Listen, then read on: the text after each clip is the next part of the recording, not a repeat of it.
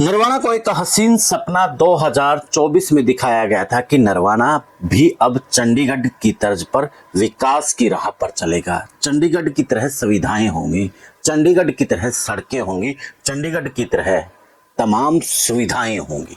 अब 2024 जा चुकी है, 2025 जा चुकी है और 2026 के भी लगभग 4 से 5 महीने बीत चुके हैं और अब नरवाना कहाँ खड़ा है वो आप सब जानते हैं।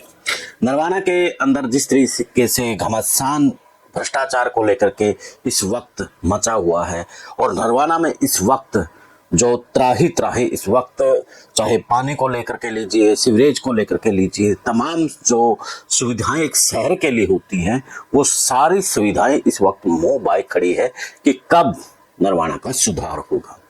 चिलचिलाती गर्मी में नरवाना के बस स्टैंड से लेकर के और रेलवे स्टेशन तक जो सुविधाएं पानी को लेकर के होनी चाहिए नगर परिषद की तरफ से, वो अलग बात है कि जो सामाजिक संस्थाएं हैं उन्होंने एक दो जगह वाटर कूलर लगवाए हुए हैं, लेकिन नगर परिषद ने वहां पर क्या किया, सबसे बड़ा सवाल ये है।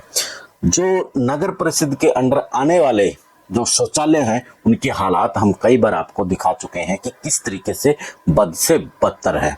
यानी कि जो बेसिक सुविधा एक शहर को मिलनी चाहिए, वहां की जनता को मिलनी चाहिए, जो शहर नगर परिषद में अपना टैक्स दे रही है उनको वही सुविधा नहीं मिल रही है तो सिर्फ बदहाली और भ्रष्टाचार। कोई भी काम करवाने के लिए जाएं और पिछले दिनों से जो विवाद इस वक्त खूब हल्ला मचा रहा है, कुछ एमसी इस बात को लेकर के हल्ला मचा रहे हैं कि अवैध आईडी का जो मामला है। अब यहाँ पर सबसे बड़ी बात यह है कि एक मंत्री के इलाके में अवैध आईडी से लेकर के भ्रष्टाचार कैसे पनप रहा है। पकोड़ा आया, आज मंत्री जी आए थे तो बात में कुछ फर्क पड़ा कि वो आए, उनकी मौजूदगी में कुछ होगा। हालांकि पिछली हाउस की मीटिंग में वो आए थे, लेकिन 2023-24 में जो 26 करोड़ बजट था, 24-25 में जो 28 करोड़ था और जो 25-26 में 29 करोड़ था, वो बढ़ करके आज वही पुराने तरीके से वहां बैठने के बाद पार्षदों को एक कॉपी दे दी गई। जो कि एजेंडा पहले आना चाहिए वो कॉपी सभी पार्षदों ने क्या पढ़नी थी, सबने कह दिया ठीक है जी, क्योंकि बजट तो पास करना ही है। जो आदमी बजट में सवाल करेगा उसको प्रधान अपने पहले जैसे जो उनकी कार्यशैली है बोल देंगे तो विरोधी है। 46 करोड़ 6 लाख रुपए, करीब 1.5 गुना कर दिया गया है। जो 29 लाख रुपए पिछले वित्तीय वर्ष में था वो 46 करोड़ 6 लाख के करीब आज बजट पास किया गया है। अब देखने वाली बात यह है कि ये 46 करोड़ 6 लाख रुपए जो पिछले 3 बजट चले गए, जो पिछले शहर का बुरा हाल हो चुका है, अब इसमें नई बात क्या जुड़ती है, क्या नया होता है? क्या ये 46 करोड़ रुपए का कोई चीज अब शहर में व्यवस्था नजर आएगी? गली की सफाई की, नालियों की, खड्डों की, स्ट्रीट लाइट रिपेयर की, ये देखने वाली बात है। में सर्वसम्मति से सभी पार्षदों की सहमति के साथ हमने वार्षिक बजट आज पास किया है और आगे आगामी टाइम के अंदर विकास कार्य किस प्रकार से हो, इन सभी को लेकर भी हमने बड़े विश्वासपूर्वक चर्चा की और बड़े सौहार्दपूर्ण वातावरण के अंदर सभी पार्षदों ने सहयोग देते हुए नगर परिषद की इस बैठक को सर्वसम्मति से, जहां बजट ही पास नहीं किया, विकास कार्य जो आगामी समय में होने हैं उन पर भी मोहर लगाने का काम किया। एक तो रेलवे रोड को सुदृढ़ और मजबूत करने के लिए वो टेंडर PWD के पास जाए, उसकी भी आज सर्वसम्मति बन गई। उसमें एक सुझाव हमारे दूसरे बहुत ही हमारे पार्षद साथी का आया था कि वो भगत सिंह चौक तक उस प्रकार की उसी लेवल की सड़क बने, तो हमने उसको भी आज एक्सेप्ट कर लिया है हाउस ने और उसका अलग से एस्टीमेट बनाकर उसको भी काम को शीघ्र ही चालू कर दें, क्योंकि रेलवे स्टेशन बहुत खूबसूरत बन गया नरवाना का और उसी लेवल का वहाँ का एंट्रेंस और रास्ता एग्जिस्ट हो। तो इस सोच को लेकर हमने एक अच्छी भव्य सड़क बने, सुंदरता नरवाना की नजर आए, उस सोच को लेकर आज की मीटिंग में ही हमने PWD के माध्यम से सड़क का निर्माण कराने की योजना बनाई। दूसरा सड़कें का ये हाल है, जो ग्रामीण तबका में सड़कें बनने लग रही हैं वो मुश्किल से 1 महीने चलती हैं, उसके बाद उनके अंदर दोबारा से टांकी या फिर मरम्मत करनी पड़ती है। तो ये आलम है और कुछ MC तो नरवाना में इतने भले चंगे हैं कि समय बीत गया, उन्होंने जनता की सुध नहीं ली। अब उन्हें घर के काम थे, अपने बिजनेस थे, तो फिर चौधर करनी जरूरी थी उनके लिए।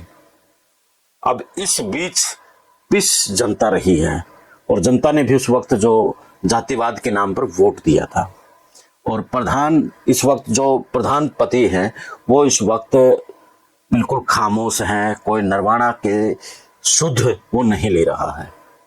सवाल उसके ऊपर कई बार खड़े किए गए, सवालों के जवाब के बजाय उनकी तरफ से अगर आती है, कमेंटों में धमकी आती है या फिर फोन पर धमकी आती है, चंडीगढ़ मिले तो वहां पर धमकी मिल जाती है। लेकिन पत्रकार का काम है सवाल करना, पत्रकार तो सवाल करेंगे। तो नरवाना अब क्या चंडीगढ़ बनेगा, इसका लोग बेसब्री से इंतजार कर रहे हैं। लेकिन उससे पहले जो बेसिक चाहिए नरवाना को, चाहे पानी हो, क्योंकि चिलचिलाते इस गर्मी में कम से कम पानी तो मुहैया करवाया जाए। और इसके साथ साथ जो भ्रष्टाचार को लेकर के इस वक्त खूब हल्ला मच रहा है, उसके ऊपर भी जांच बैठाने के साथ कार्रवाई करनी चाहिए। नरवाना एक प्रकार का राजनीतिक गढ़ कहा जाता है। यहाँ एक परीक्षा होती है, जो इस परीक्षा में पास हो जाता है वो हरियाणा की राजनीति में पास हो जाता है। नरवाना के लोग वो लोग हैं जो साथ चलते हैं, और जब साथ उनके साथ धोखा होता तो वो फिर साथ देते हैं, लेकिन वहां पर भी जाकर के वो उसको हराने का काम करते हैं। अब रणदीप सिंह सुरजेवाला को लीजिए आप, वो नरवाना छोड़ कैथल गए तो नरवाना के लोग उसके साथ कैथल गए।